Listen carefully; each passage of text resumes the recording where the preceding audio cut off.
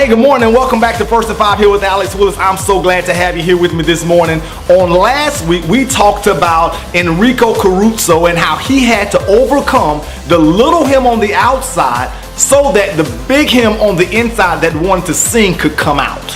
You know, this goes hand in hand with the statement that Earl Nightingale calls the secret to life and the secret to being a high achiever in life. And that secret is this: we become what we think about the majority of the time. So my question to you is, what are you thinking about the majority of the time?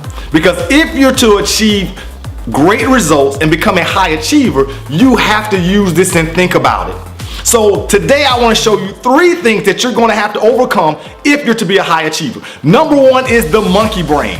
All of us have it. The monkey brain looks for every distraction that's possible. Social media, it's squirrel, it's always looking for the latest, greatest thing, making us jump from idea to idea, from task to task. If you're to be a high achiever, you have to rein in the monkey brain.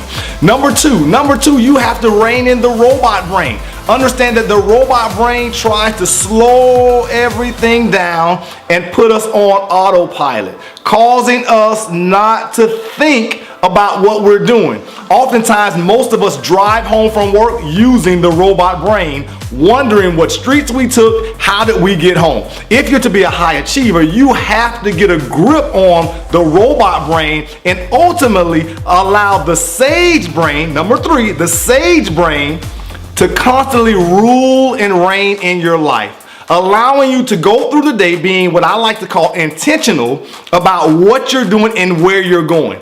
This allows you, the sage brain allows you to think about what you're doing, really focus in on what it means to be a high achiever. So this week your assignment is to chart what you're thinking about most of the time.